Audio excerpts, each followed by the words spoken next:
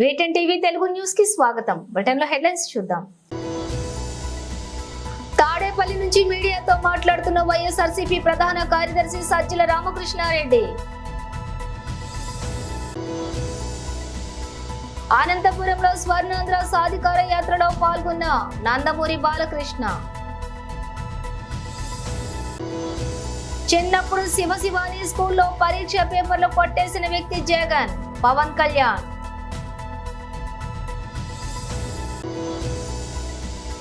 మా యువ wicket keeper batting అద్భుతం. ధోనీపై చెన్నై కెప్టెన్ రుతురాజ్ కామెంట్. తాడేపల్లి నుంచి మీడియాతో మాట్లాడుతున్న వైఎస్ఆర్సీపీ ప్రధాన కార్యదర్శి Sajjala Ramakrishna Reddy. Attempt on life of honourable chief minister మా పార్టీ అధ్యక్షుడి మీద అనేది స్పష్టంగా కనిపిస్తోంది. ఎందుకనేది కూడా రిపీటెడ్గా చెప్తున్నాము, మళ్ళీ చెప్తాను. ఆ రాయో ఆబ్జెక్ట్ ఏదో చాలా ఫోర్స్ఫుల్గా జగన్మోహన్ రెడ్డి గారికి నుదుటిని తగిలి కంటి దగ్గర, అక్కడి నుంచి మళ్ళీ పక్కన వెళ్ళి వెల్లంపల్లి శ్రీనివాస్ గారి కంటికి డైరెక్ట్ తగిలింది. ఆయన కన్సూపు ఇంకా 48 అవర్స్ అబ్జర్వేషన్ అంటున్నారు, స్క్రాచెస్ ఉన్నాయంటున్నారు. ఆయనది ఇంకా అదృష్టం, ఎంత అదృష్టం అంటే కన్ను పోయేంత వరకు పోయి మళ్ళీ వెనక్కి వచ్చినంత అదృష్టం. చూస్తే క్లియర్గా తెలుస్తుంది. ఒక వ్యక్తికి తగిలిన తర్వాత అంత ఫోర్స్ఫుల్గా మళ్ళీ అంతే ఫోర్స్తో ఇంకొకరికి తగలడం అంటే అది చేత్తో విసిరిందో లేక ఏదైనా ఇంకో చిన్న కేటపుల్ లాంటి దానికంటే కూడా ఇంకా పవర్ఫుల్ ఆయుధం మీద వాడినారేమో అని అనిపిస్తుంది. డిస్టెన్స్ కూడా కొంత ఎక్కువ నుంచి వచ్చినట్టుంది. పక్కనే బిల్డింగ్లు ఉన్నాయి, ఇవన్నీ ఉన్నాయి. ఇవన్నీ ఇన్వెస్టిగేషన్లో తేరాల్సిన అంశాలు. ఎవరో షార్ప్ షూటర్ అయి ఉండాలి, గురి తప్పకుండా కొట్టగలిగిన వాడు అయి ఉండాలి. ఈయన టక్కున తల తిప్పడం వల్ల ఇటు తగిలినట్టుంది. ఒకవేళ స్ట్రైట్ ఉంటే కన్ను తగిలినచ్చు, లేదా కన్ను తగిలినచ్చు కొంచెం తిప్పుంటే. సో ఇంతగా క్లియర్గా కనపడుతున్న ఇది ఎవరో ముందే అనుకొని ఒక ప్లేస్ వెతుక్కొని అక్కడ ఉండి అక్కడ నుంచి ఆ టైంకు కరెక్ట్ షూట్ చేశారు. కొద్దిలో అదృష్టం కొద్దీ అది మిస్ అయింది, లేకపోతే ప్రాణానికే ప్రమాదం ఉండేది. అక్కడి నుంచి ఇది ఎవరై ఉంటారు, ఓ పవర్ఫుల్ పొలిటికల్ సపోర్ట్ లేకుండా ఇలాంటివి చేయలేదు. ఇంకో పక్క ఈయన రెచ్చగొట్టి వాళ్ళని తయారు చేస్తున్నారు. ఇవన్నీ ఈరోజు ఎన్నికల కమిషన్కు నివేదించారు.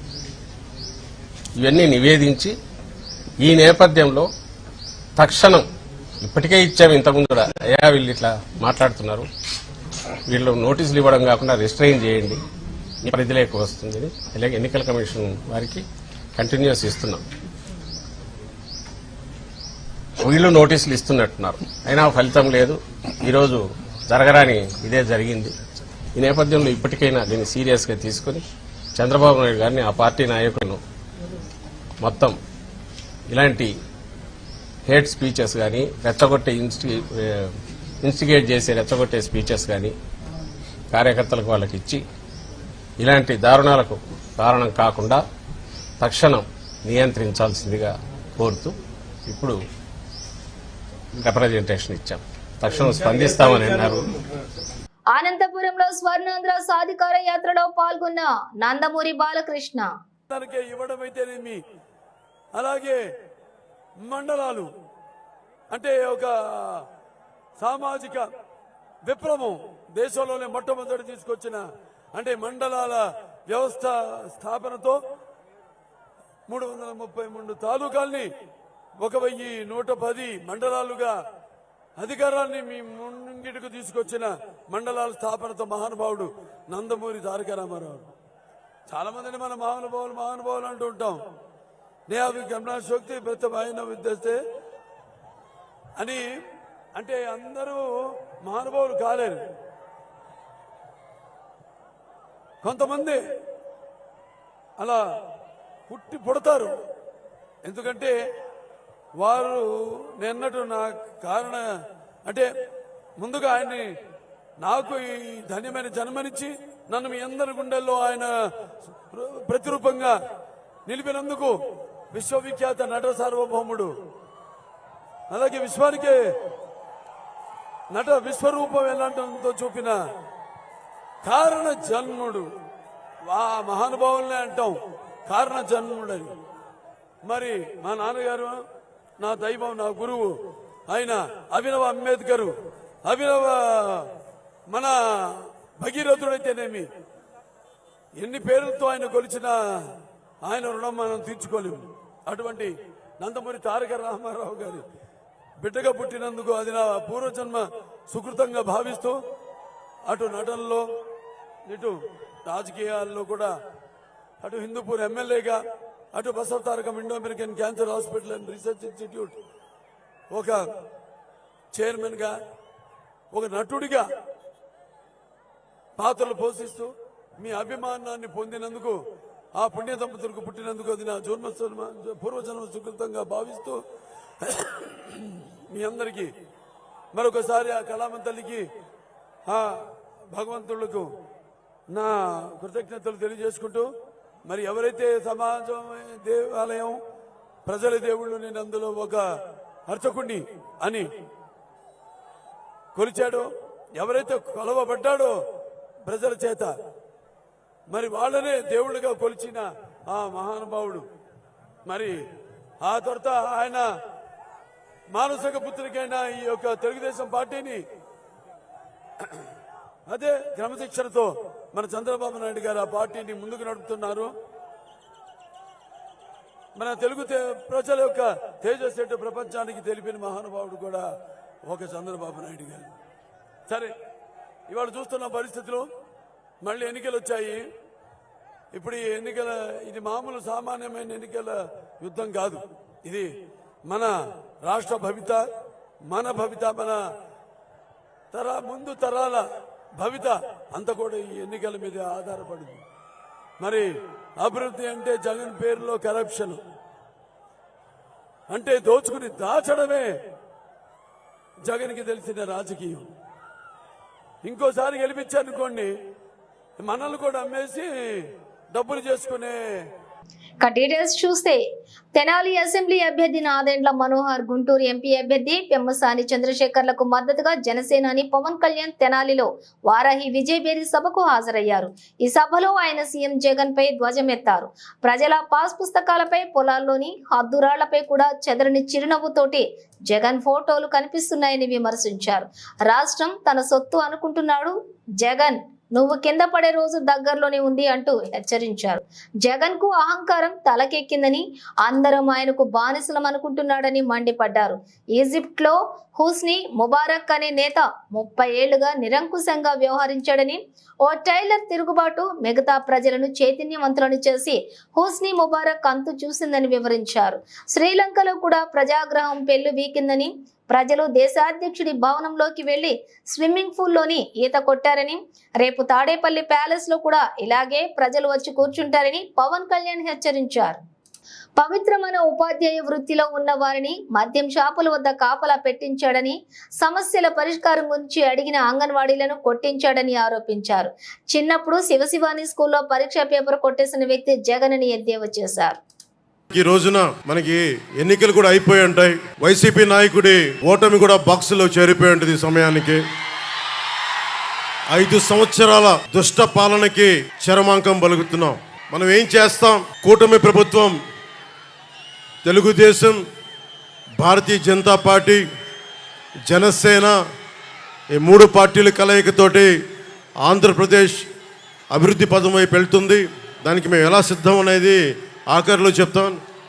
దానికంటే ముందు 2014లో పార్టీ ప్రారంభించినప్పటి నుంచి ఈ రోజు దాకా ఒక దశాబ్దం ఎంతోమంది వచ్చారు, పార్టీలు పెట్టడానికి ప్రయత్నం చేశారు, ఈ మధ్యన కూడా పెట్టారు.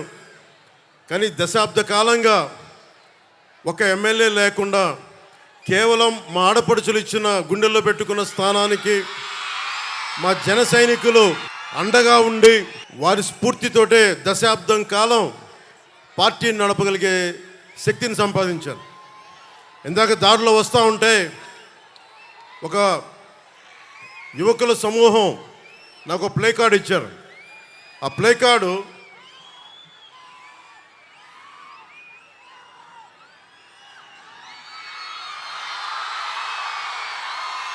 దీని అర్థం మోకాళ్ళ మీద కూర్చో అంటే లొంగిపోవడం కంటే కూడా చచ్చిపోవడం మంచిదని. అంటే మహామహుల్ని నాకున్న కోపం చిరాకు ఏంటంటే, అరే ఈ భారతదేశం అందరి ఈ రోజున బాబాసాహెబ్ అంబేద్కర్ పుట్టినరోజు. ఆయనకి జై భీమ్తో వందనాలు చెప్తా ఉన్నాను. అంటే ఆయన ఇచ్చిన స్ఫూర్తి కొన్ని వందలాది మంది రాజ్యాంగ నిపుణులు కూర్చొని రాజ్యాంగ సారథిగా మనకి రాజ్యాంగం ఇవ్వబడింది.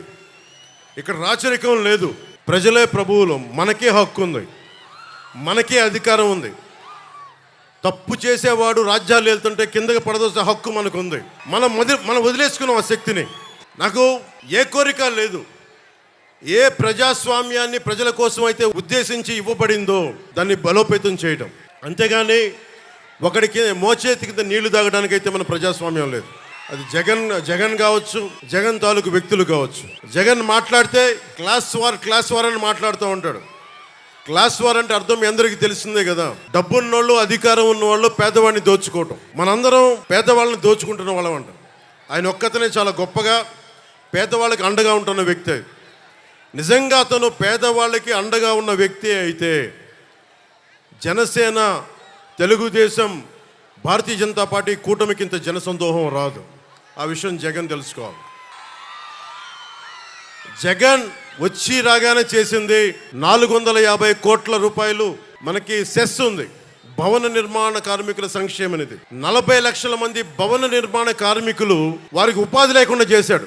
40 మంది పైగా ఆత్మహత్యలు చేసుకున్నారు. 40 లక్షల భవన నిర్మాణ కార్మికుల 450 కోట్ల సంక్షేమ నిధిని దోచుకున్న వ్యక్తి. నిజంగా ఎవరన్నా సరే ప్రజల కోసం పాటు పడుతున్నామంటే అది జనసేన అడ్డంగా నిలబడింది ప్రజల కోసం. మీకు చెప్తున్నానమ్మా. వాఖండే స్టేడియంలోని ఆదివారం ముంబై ఇండియన్స్ లో జరిగినటువంటి మ్యాచ్ లో రుతురాజ్ గాయక్వాడ్ సారథ్యంలో చెన్నై సూపర్ కింగ్స్ ఘన విజయం సాధించిన విషయం తెలిసిందే. చివరకు ఉత్కంఠభరితంగా సాగిన ఈ మ్యాచ్ లో ముంబైను చెన్నై 20 పరుగుల తేడాతో చిత్తు చేసింది. ఇక ఈ మ్యాచ్ లోని మహేంద్ర సింగ్ ధోని చెన్నై ఇన్నింగ్స్ ఆఖరి ఓవర్ల బ్యాటింగ్ కు దిగి ఊచకోత కోశాడు. కేవలం 4 బంతులే ఎదుర్కొన్న ధోని ఏకంగా 500 స్ట్రైక్ రేట్ తోటి 20 పరుగులు పిండుకున్నాడు. ఇందులో 3 సిక్సర్లు ఉండటం విశేషం. మ్యాచ్ విజయంలో చివరికి సిఎస్కే జట్టుకు ఈ పరుగులే కీలకమయ్యాయి కూడా. ఛేదన్లోని హిట్ మ్యాన్ శతకం చేసినప్పటికీ ముంబై 20 పరుగుల తేడాతోటి ఓడిపోవటం గమనార్హం కాగా, మ్యాచ్ ముగిసిన తర్వాత చెన్నై సారథి రుతురాజ్ గాయక్వాడ్ కు ధోని ఇన్నింగ్స్ పై ప్రశ్న ఎదురైంది. ముంబైపై గెలవడంలో ఎంఎస్డి పాత్ర గురించి మీ అభిప్రాయం ఏంటని అడగ్గా, మా యువ వికెట్ కీపర్ బ్యాటింగ్ అద్భుతంగా 3 సిక్సర్లు బాదాడు. ఇన్నింగ్స్ ఆఖరి ఓవర్లో ఆయన చేసిన పరుగులు మాకు బాగా కలిసి వచ్చాయి.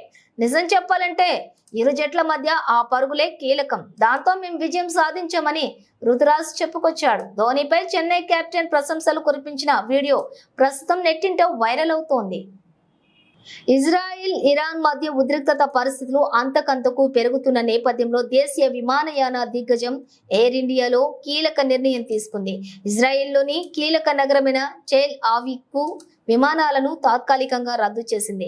ఢిల్లీ టెల్ అవీవ్ మధ్య నేరుగా నడుస్తున్నటువంటి సర్వీసులను ప్రస్తుతానికి నిలిపేస్తున్నట్లుగా ఎయిర్ ఇండియా ఆదివారం పొద్దుపోయాక ప్రకటించింది. Air India Delhi Tel Aviv మధ్య వారానికి 4 సర్వీసులను నడుపుతూ ఉంటుంది.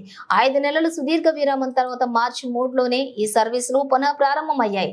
గతేడాది అక్టోబర్ 7న హమాస్ ఉగ్రవాదుల టెల్ అవీవ్ లో నరభేదం సృష్టించడం అనంతరం ఉద్రిక్తత పరిస్థితులు నెలకొనడంతో అక్కడికి విమాన సర్వీసులు రద్దు చేస్తున్నట్లుగా ఎయిర్ ఇండియా ప్రకటించిన విషయం తెలిసిందే. కాగా శనివారం రాత్రి ఇజ్రాయెల్ పై ఇరాన్ డ్రోన్లతోటి దాడి చేసిన విషయం తెలిసిందే. 200కు పైగా డ్రోన్లు, డజన్ల సంఖ్యలో బాలిస్టిక్ క్షిపణులు, క్రూయిజ్ క్షిపణులతోటి దాడికి యత్నించిన విషయం తెలిసిందే. ఇటీవల సిరియాలోని డెమాస్కోలో ఇరాన్ రాయబార కార్యాలయంపై దాడి జరిగింది. ఈ దాడిలో ఇరాన్ రివాల్యూషన్ కు గార్డ్ కు చెందినటువంటి కీలక అధికారితో పాటు 13 మంది మృత్యువాత పడ్డారు. ఈ దాడి చేసింది ఇజ్రాయిలేనని ప్రతీకారం తీర్చుకుంటామంటూ ఇరాన్ తాజా దాడులు మొదలుపెట్టిన విషయం తెలిసిందే. ప్రపంచవ్యాప్తంగా 124 దేశాలలో నెలకొల్పబడిన non profit non government organisation junior chamber international India సంస్థను స్థాపించి దాదాపుగా 75 ఏళ్లు గడిచిన సందర్భంగా జేసీఐ బంజారా హిల్స్ హైదరాబాద్ లో కలిసి శంషాబాద్ రోడ్ లోని క్లాసిక్ కన్వెన్షన్ 3 బంజారాలో 75 ఏళ్ల ఉత్సవాలు నిర్వహించారు. ఈ సందర్భంగా లిమ్స్ ఫర్ లైఫ్ అనే కార్యక్రమం చేపట్టి 75 కృత్రిమ కాళ్లను వికలాంగులకు అమర్చడం జరిగింది. ఈ కార్యక్రమంలో ముఖ్య అతిథిగా జేఎఫ్ఎస్ ఏడీవీ రాకేష్ శర్మ, జాతీయ అధ్యక్షుడు guest of honour Ramesh Dadigala, జాతీయ ఉపాధ్యక్షులు గౌరవ అతిథి గోవింద్ కంకాణి, మండలాధ్యక్షులు Gautam Kumar Jain, zone vice president Shreya Dikshit, JD community development Alka Chaudhary, Narayanan Seva Sansthan branch కోఆర్డినేటర్లు పాల్గొన్నారు. ఈరోజు మనము ఇక్కడ లిమ్స్ అనేది నారాయణ సేవా సంస్థ ఇంకా బంజారా హాల్ ట్రస్ట్తో ఈరోజు ఈ కార్యక్రమం చేస్తున్నాం. మన జేసీఐ ఇండియా ఫార్మేషన్ అయింది, అందువల్ల ఈరోజు ఒక పెద్ద సెలబ్రేషన్ లాగా 75 రాష్ట్రం నుంచి అధ్యక్షులు, దేశం నుంచి అధ్యక్షులు తెలుగులో తెలుగులో అర్థం చేసుకుని చెప్పండి. ఈరోజు 75 years of JCI India, so మనం దాంట్లో బట్టి 75 so thank you so much everyone. Thank you for sir దేవుడే సార్. ఇక మాకు ఇప్పుడు మాకు జన్మ ఇప్పుడు మరో జన్మ. ఇప్పుడు నడుచుడు మీకు కారణం అంటే దాటి నడుచుడు అట్లనే ఆయన లేకపోతే మేము ఎట్లా మా నేషనల్ ప్రెసిడెంట్ గారు top head of India, Rashtriya అధ్యక్షుడు దేశాన్ని నరేంద్ర మోడీ కన్నా జేసీఐకి అయినట్ల.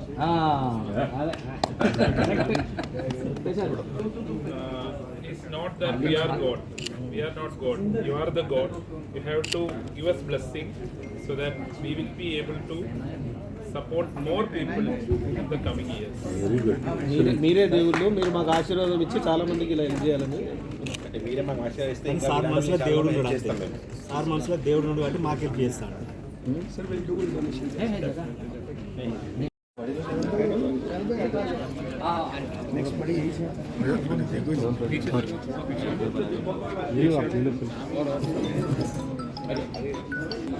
थोड़ा पीछे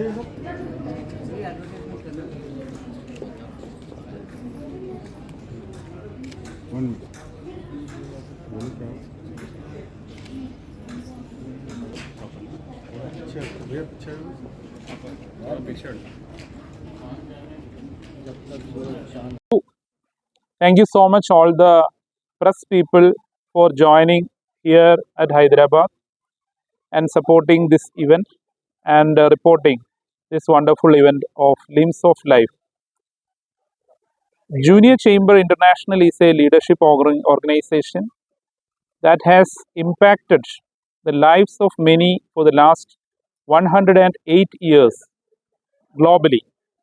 JCI India, which has started in Kolkata in 1949, is celebrating its 75th anniversary. So in the last 75 years, this organization in India has come up forward to provide solution, sustainable solution for the issues which is having surrounded in our society, in our community. So how this sustainable solution resolving process is running is based on a formula of action framework. JCI members, we may have 1,500 local organizations around the nation. So the JCI members around the country, they will go to each and every village, or they will go to each and every city and find out what are the problems faced by the people, the commoners of that country, and find out what is the solution required for each problem. That solution shall not be a short-term solution. That solution should be a sustainable solution, so that that issue will be resolved forever permanently. So this program is called One Law, One Sustainable Project, and I am so happy. I am coming from Kerala. I am the national president of JCI India. JCI India national headquarters is in Mumbai. So I coming from Kerala on behalf of JCI India, and I am so happy to see the activities of such a big local organization called JCI Banjara Hyderabad. for the last many years.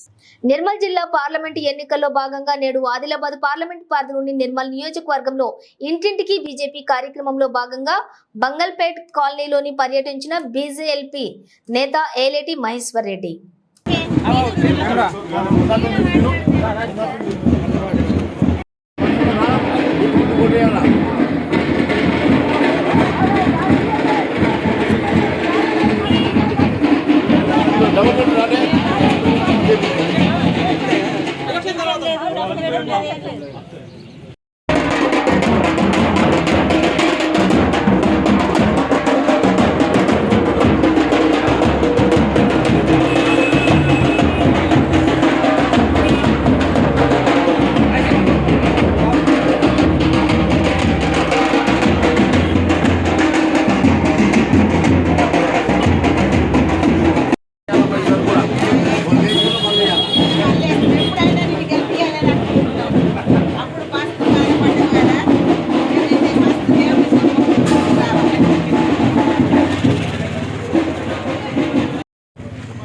ఈరోజు ఇంటింటికి Bharatiya Janata party కార్యక్రమాన్ని నిర్మల్లో Adilabad parliamentary నియోజకవర్గం తరఫున మరి ప్రారంభించడం జరిగింది.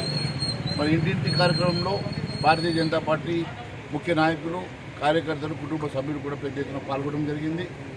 మరి ఈ కార్యక్రమం ఈ రోజు నుంచి 3 రోజుల పాటు రాష్ట్ర వ్యాప్తంగా ప్రతి ఇంటిలో ప్రతి ఓటర్ని కలవడనే ఒక ఉద్దేశంతో భారతీయ జనతా పార్టీ కార్యకర్తలు, బూత్ లీడర్లంతా కూడా ప్రతి ఇంటికి చేరుకోవడం జరుగుతుంది.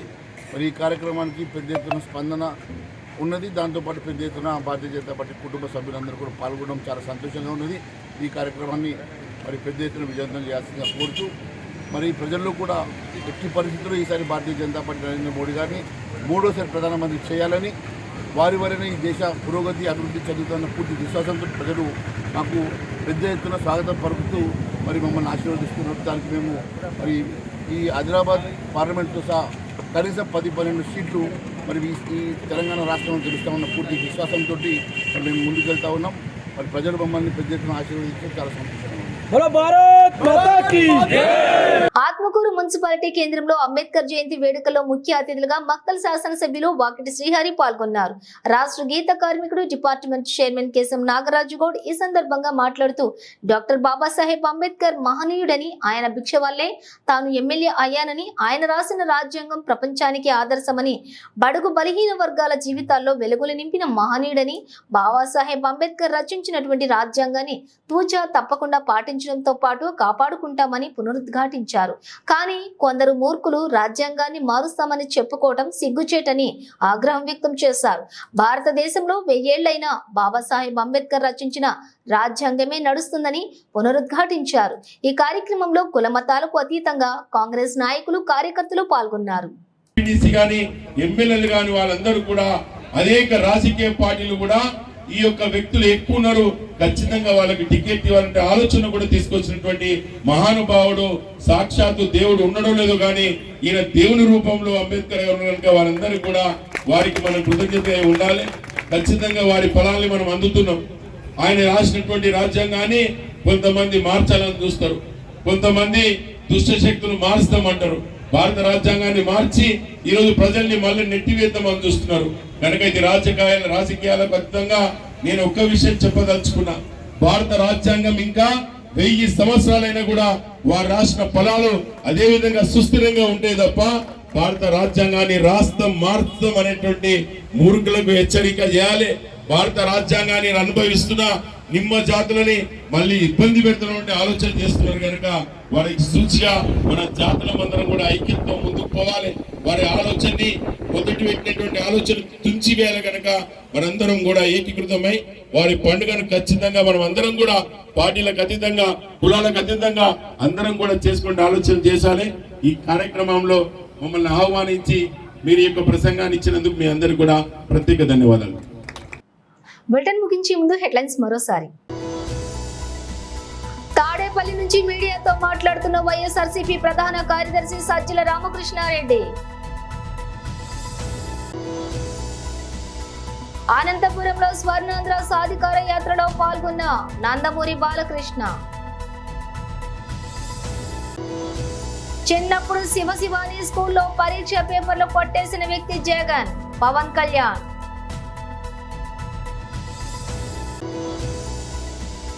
మా యువ వికెట్ కీపర్ బ్యాటింగ్ అద్భుతం, ధోనీపై చెన్నై కెప్టెన్ రుతురాజ్ కామెంట్. ఇవి బులెటిన్ విశేషాలు. మరో బులెటిన్తో మళ్ళీ కలుద్దాం.